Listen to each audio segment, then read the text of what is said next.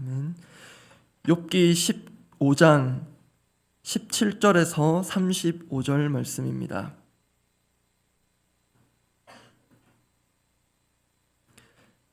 욥기 15장 17절에서 35절 끝절까지 말씀입니다.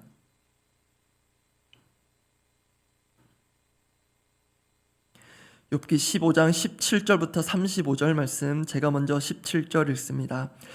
내가 내게 보이리니 내게서 들으라. 내가 본 것을 설명하리라. 이는 곧 지혜로운 자들이 전하여 준 것이니 그들의 조상에게서 숨기지 아니하였느니라. 이 땅은 그들에게만 주셨으므로 외인은 그들 중에 왕래하지 못하였느니라. 그 말에 이르기를 악인은 그의 일평생의 고통을 당하며 포악자의 횟수는 정해졌으므로 그의 귀에는 무서운 소리가 들리고 그가 평안할 때에 멸망시키는 자가 그에게 이르리니 그가 어두운 데서 나오기를 바라지 못하고 칼날이 숨어서 기다리느니라. 그는 헤매며 음식을 구하여 이르기를 어디 있느냐 하며 흑암의 날이 가까운 줄을 스스로 아느니라. 환난과 역경이 그를 두렵게 하며 싸움을 준비한 왕처럼 그를 쳐서 이기리라. 이는 그의 손을 들어 하나님을 대적하며 교만하여 전능자에게 힘을 과시하였음이니라. 그는 목을 세우고 방패를 들고 하나님께 달려드니 그의 얼굴에는 살이 찌고 허리에는 기름이 엉기었고 그는 황폐한 성읍 사람이 살지 아니하는 집 돌무더기가 될 곳에 거주하였음이니라. 그는 부요하지 못하고 재산이 보존되지 못하고 그의 소유가 땅에서 증식되지 못할 것이라. 어두운 곳을 떠나지 못하리니 불꽃이 그의 가지를 말릴 것이라. 하나님의 입김으로 그가 불려가리라. 그가 스스로 속아 허무한 것을 믿지 아니할 것은 허무한 것이 그의 보응이 될 것임이라. 그의 날이 이르기 전에 그 일이 이루어질 것인즉 그의 가지가 푸르지 못하리니 포도 열매가 익기 전에 떨어짐 같고 감람꽃이 곧 떨어짐 같으리라. 경건하지 못한 무리는 자식을 낳지 못할 것이며 뇌물을 받는 자의 장막은 불탈 것이라. 함께 읽습니다. 그들은 재난을 잉태하고 죄악을 낳으며 그들의 뱃속에 속임을 준비하느니라. 욥과 새 친구들 사이에 소위 설전 2라운드가 시작되었습니다. 앞선 1라운드와 마찬가지로 새 친구들 중 엘리바스가 선두로 나서서 포문을 엽니다. 본문 기준으로는 어제 주일 큐티 본문에서 엘리바스의 말이 시작했고요. 오늘 본문까지 이어집니다. 그래서 오늘 본문의 이해를 위해서 앞선 맥락을 잠시 살피도록 하겠습니다. 우선 엘리바스의 말이 기록된 15장 전체적으로 보면 우리가 앞서 한번 살펴본 바 있습니다. 욥기 4장에 엘리바스의 첫 번째 말이 나오는데요. 오늘 본문의 두 번째 말과 비교해 보면 확실히 다른 점들이 있습니다. 그래도 엘리바스는 처음에는 공손한 태도를 가졌었고요. 욥을 세워주는 말로 시작했었습니다. 그런데 오늘 본문에서는 완전히 욥을 깔아뭉개는 표현을 처음부터 서슴지 않습니다. 앞선 욥기 4장과 어제 본문이었던 엘리바스의 말의 앞부분만 단적으로 비교해 봅니다. 4장 3절과 4절 제가 읽습니다. 보라, 전에 내가 여러 사람을 훈계하였고 손이 늘어진 자를 강하게 하였고 넘어지는 자를 말로 붙들어 주었고 무릎이 약한 자를 강하게 하였거늘. 이렇게 호의적인 태도로 시작했던 엘리바스가 어제 본문 욥기 15장 5절 6절은 이렇게 말합니다. 내 제약이 내 입을 가르치나니 네가 간사한 자의 혀를 좋아하는구나. 너를 정죄한 것은 내가 아니요 내 입이라. 내 입술이 내게 불리하게 증언하느니라. 여러분, 누가 이렇게 말하면 어떤 반응 보이시겠습니까? 이건 거의 독설에 가깝습니다. 욥이 앞에서 한 말들이 전혀 수용이 되지 않고 있습니다. 그리고 엘리바스 자신에게 분명 문제가 있을 텐데 자신의 잘못을 돌아보고 돌이키기는커녕 지금 논쟁이 격해지는 원인을 욥 탓으로 다 돌리고 있습니다.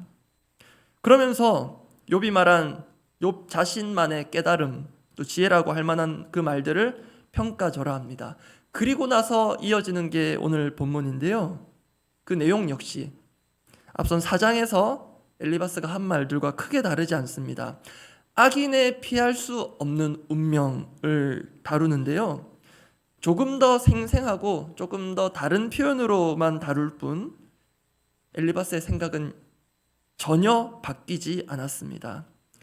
그렇게 바뀌지 않은 생각 중에 가장 뼈아프다고 할 만한 것이 바로 그 악인이 욥이다라는 단정적인 말입니다.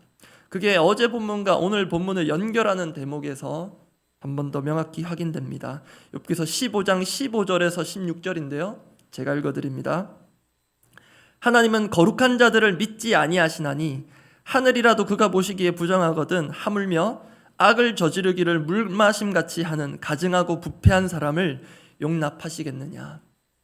제가 예전 새벽 설교 때 다룬 바 있는데요. 하나님께 거룩한 자들도 별 의미가 없는 존재라고 하는 것은 성경적으로 검증이 필요한 말입니다. 여전히 그 말을 하고 있습니다. 그리고 맥락과 정황상 16절에서 엘리바스가 악을 저지르기를 물마심같이 하는 가증하고 부패한 사람, 이 사람은 욥을 가리키는 것으로 보입니다.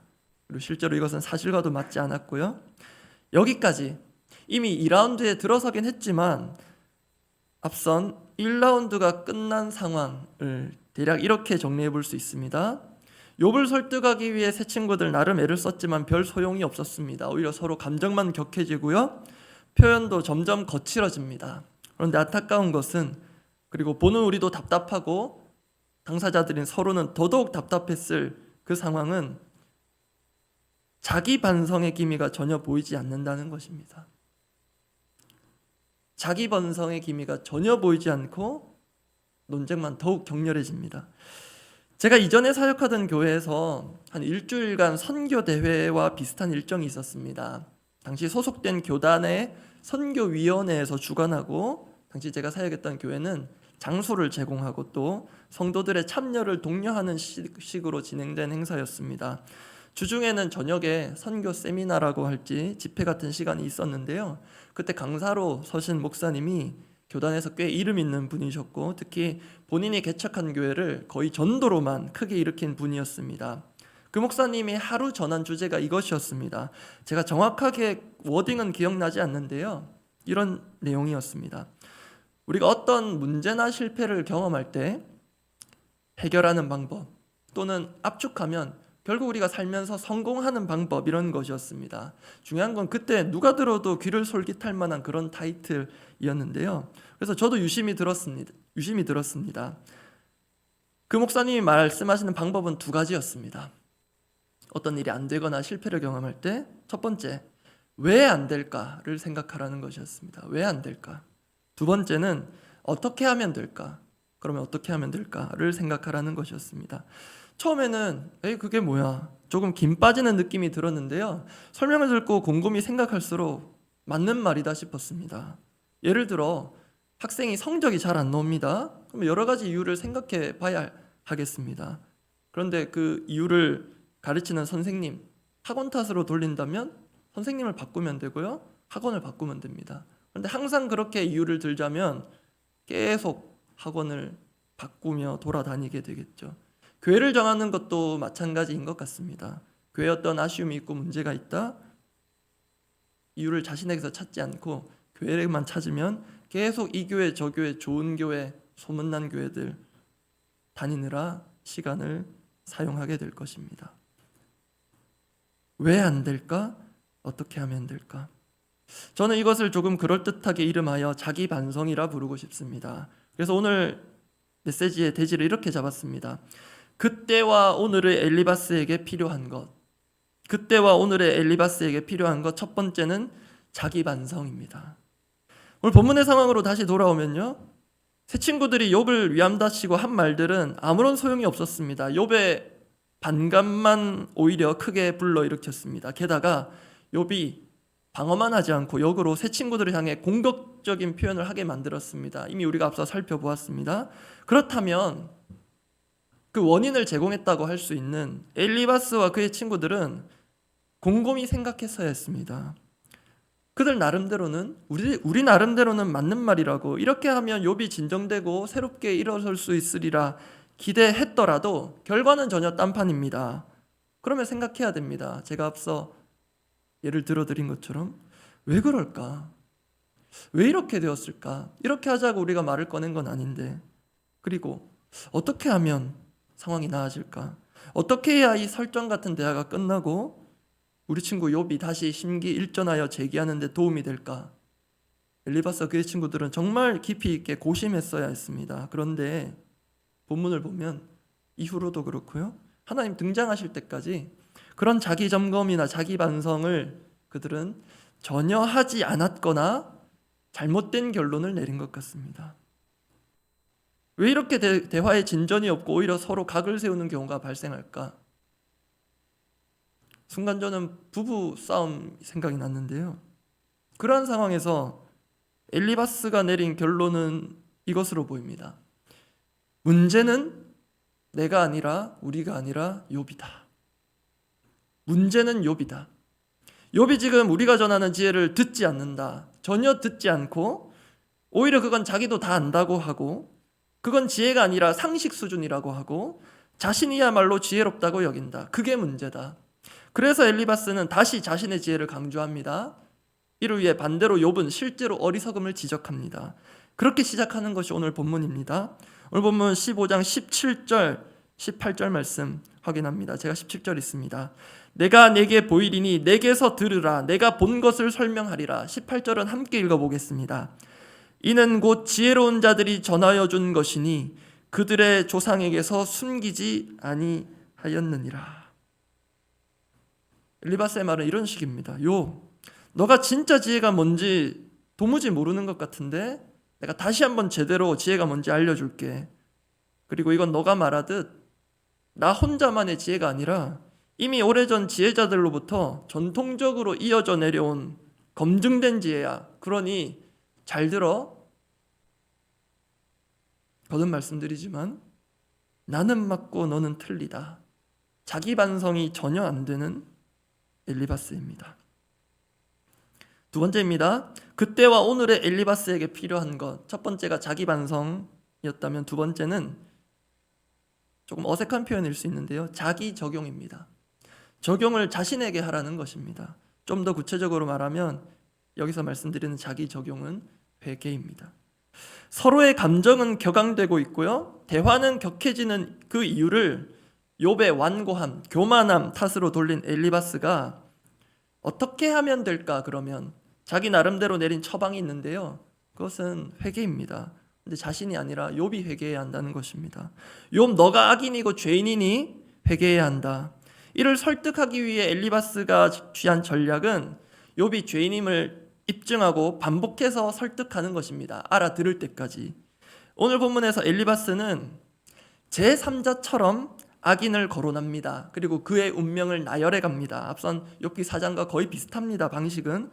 그런데 그냥 살다가 만나거나 접하게 되는 일반적인 아닌, 불특정 다수의 악인이 아니라는 것을 알게 하는 대목이 있습니다. 오늘 보면 24절과 26절입니다. 24절에서부터 26절입니다. 제가 읽어드립니다. 환난과 역경이 그를 두렵게 하며 싸움을 준비한 왕처럼 그를 쳐서 이기리라. 이는 그의 손을 들어 하나님을 대적하며 교만하여 전능자에게 힘을 과시하였음이니라. 그는 목을 세우고 방패를 들고 하나님께 달려드니. 이건 욥이 들어도요, 욥을 우회적으로 가리키는 것이고 우리가 보아도 이건 욥 들으라고 하는 말이구나 싶습니다. 욥이 환난과 역경을 겪은 것은 악인이 결국 처하게 되는 것과 동일하다는 것이 엘리바스의 주장입니다. 그럼에도 욥이 하나님께 회개하지 않고 자신의 억울함을 호소하고 하나님께 변론하겠다 한 것들에 대해 엘리바스는 평가하기를 교만하다, 하나님께 대든다, 이렇게 하고 있는 것입니다. 그리고 실제로 엘리바스가 오늘 본문에서 악인에 대해, 악인의 운명에 대해 말하고 있는데요, 그 악인 문법적으로도 불특정 다수가 아니라 단수로 표현되어 있습니다. 말씀 정리하겠습니다. 욥기서를 우리가 이렇게 매일 묵상하듯 끊어서 보지 않고요, 통으로 읽어가다 보면 정말로 답답하고 화가 납니다. 새 친구들은 욥이 죄인이라는 것을 설득시키려고 안달이 나 있는 것 같고, 그게 안 되니 더 소리를 높이고 지혜라는 이름으로 위로한답시고 폭력을 가합니다. 그런데 저도 크게 다르지 않습니다. 그래서 오늘 설교의 대지를 이렇게 잡은 것입니다. 그때와 오늘의 엘리바스에게 필요한 것, 자기 반성, 자기 적용 회개. 이 대지를 더 구체적으로 옮기면 이렇게 됩니다. 그때와 오늘의 엘리바스인 나에게 필요한 것. 그 사람에게는 분명 하나님께서 때가 되면 깨닫게 하시고 말씀하시고 그 사람에게 맞게 다루실 것입니다. 그렇기에 그 사람의 일들은 우리의 힘으로 되지 않을 때는 하나님께 맡기는 지혜가 필요하며 결국 변화는 나로부터 시작되어야 하겠습니다. 그렇게 나에게 하나님께서 주시는 참된 자기 반성 그리고 참된 자기 적용, 그 회개로 긍정적인 변화가 조금씩 있는 오늘이 되기를 바랍니다. 기도하겠습니다. 오늘 본문 기억하며 떠오르게 하신 말씀이 있어서 마태복음 7장 3절 읽어드립니다. 예수님의 말씀입니다. 산상수훈 가운데 있었던 말씀인데요. 어찌하여 형제의 눈 속에 있는 티는 보고 내 눈 속에 있는 들보는 깨닫지 못하느냐. 그때와 오늘의 엘리바스 같은 저에게 경각심을 주시는 주님의 말씀으로 받고자 합니다. 그래서 우리의 겸손한 기도 제목은 이렇습니다. 우리의 눈이 어두워져서 우리 자신 온전히 돌아보지 못하고 뿐만 아니라 서로를 적대시하며 바라보는 악순환이 끊어지게 하시되 저에게서부터 그 고리가 끊어지기를 원합니다. 성령께서 자기 반성이 결여된 우리를 모든 것을 너의 탓으로 돌리기에 급급한 우리를 불쌍히 여겨주시고 우리의 눈뿐만이 아니라 우리 온 마음과 영혼을 장악해버린 듯한 이 뿌리 깊은 들보 같은 것들을 뽑아내도록 주님 도와주시옵소서. 그렇게 겸손히 주님의 도우심을 구하며 함께 기도하겠습니다.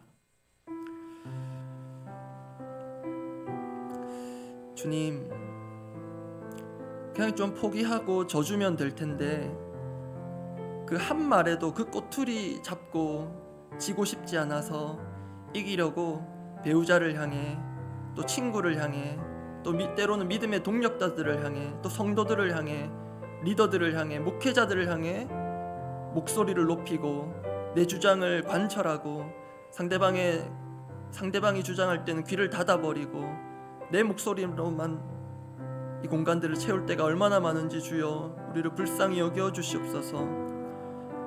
서로의 눈에 있는 그 티는 너무나도 커 보이는데 내 눈 속에 있는 티는 보더라도 그게 들보인 줄 깨닫지 못하고 그게 들보가 아니라 티라고 그거 별거 아니라고 그렇게 여기는 우둔함과 교만함이 우리에게 있진 않습니까? 아버지, 서로를 위한답시고 또 위로한답시고 또 좋은 뜻에서 시작하였으나 결국 감정만 상하고 결국 관계만 틀어지는 그런 많은 경우를 오늘도 보게 됩니다. 주님, 이 엘리바스 같은 존재가 성경 속에만 있는 것이 아니라 그때만 있는 것이 아니라 오늘도 있고 제가 그런 이상한 역할을 하게 될 때도 있음을 두렵고 떨림으로 돌아보기를 원하오니 주님, 이 강단에서 전해지는 말들이 성도들의 마음을 살리는 것이 아니라 오히려 감정을 상하게 하고 마음이 무너지게 하고 오히려 완고하게 하는 그런 일들이 없도록 주여 성령께서 역사하여 주시옵소서.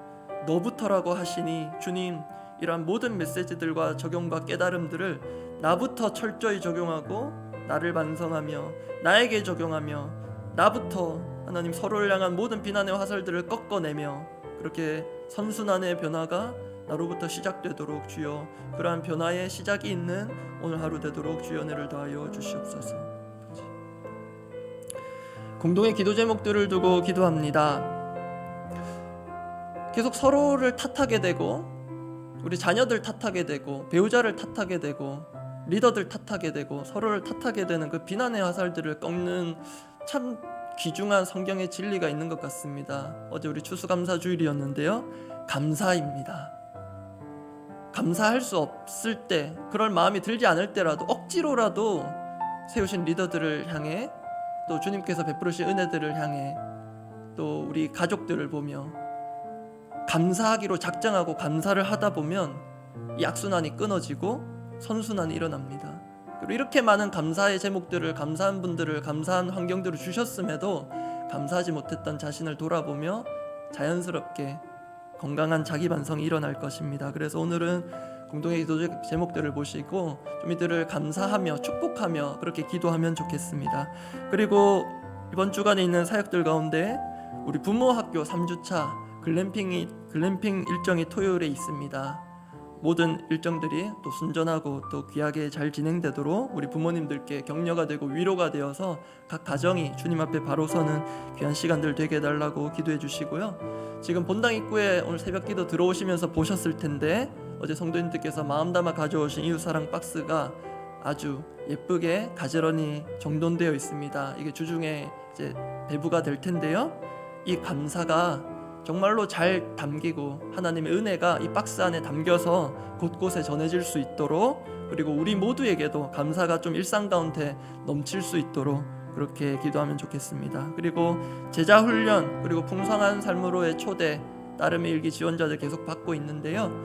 이 훈련과 이 양육의 이 과정들이 정말로 하나님 뜻 안에서 정말로 감사로 일어나는 자리가 되게 해달라고, 그리고 정말로 지원한 자들이 또 이 모든 과정들을 수료해가는 과정에서 정말 내가 훈련에 참여하기를 잘했다, 그렇게 감사하며 한 주 한 주 감사로 이 과정들을 잘 밟아갈 수 있도록, 그리고 여전히 지원을 고민하는 분들이 있다면 지원할 수 있는 마음의 또 결단과 용기를 허락해달라고 그렇게 풍성히 기도하고 각자 기도하고 돌아가시기 바랍니다. 기도하겠습니다.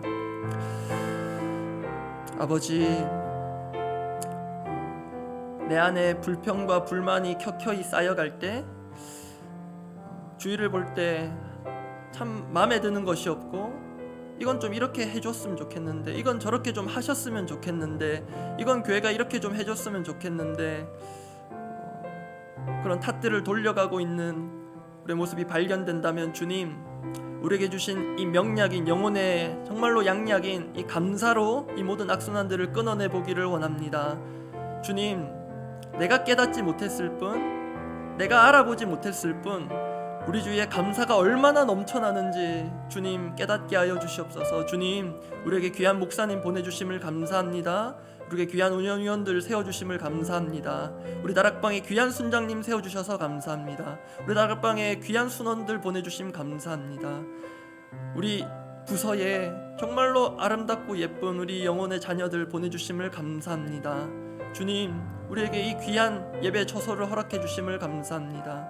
우리 가운데 이렇게 좋은 음향과 환경들, 예배드리기에 좋은 환경들, 체계들을 주심을 감사합니다. 주님, 이 모든 것들을, 우리의 상황을 감사로 역전시키는 이 한 주 되기를 원합니다. 내 탓을 하고 비난의 화살들을 쏘아가며 그렇게 서로를 아프게 하는 것들을 끊어내고, 주님, 감사로 선순환들을 일으켜내는 이 새벽 제단을 깨우는 각자의 처소에서 새벽에 하나님 말씀 앞에 엎드리는 자들을 주님 그렇게 선순환의 도구로 사용하여 주시기를 간절히 소원합니다. 주님, 이 교회에 또 귀한 사역 주시고 우리 부모님들을 새롭게 일으키고 가정을 새롭게 일으키는 기회 주심을 감사합니다. 부모학교 마지막 3주차 글램핑까지 모든 외부 일정들 안전하고 또 건강하게 또 의미있게 진행되도록 역사하여 주시옵소서. 주님, 우리 모든 성도들이 마음을 모아 담은 이 감사의 박스가 정말로 전해지는 곳곳마다 하나님의 사랑과 은혜가 흘러넘치기를 소원합니다. 그리고 주님, 또 제자 훈련과 또 풍성한 삶으로의 초대, 또 따름이로서 또 지원할 많은 분들의 마음을 주님 움직여 주시고, 주님, 부담이 아니라 억지로 등 떠밀려서 하는 것이 아니라 내게 이렇게 귀한 훈련의 기회와 또 섬길 수 있는 기회가 주어진 것이 얼마나 감사한 일인지 감사함으로 받아 누리고, 또 이 모든 과정 역시 평가하고 판단하는 것이 아니라 정말로 자신을 돌아보며 자신을 개혁해가며 그 모든 과정을 감사로 임하는 모든 지원자들 되도록 은혜를 더하여 주시옵소서.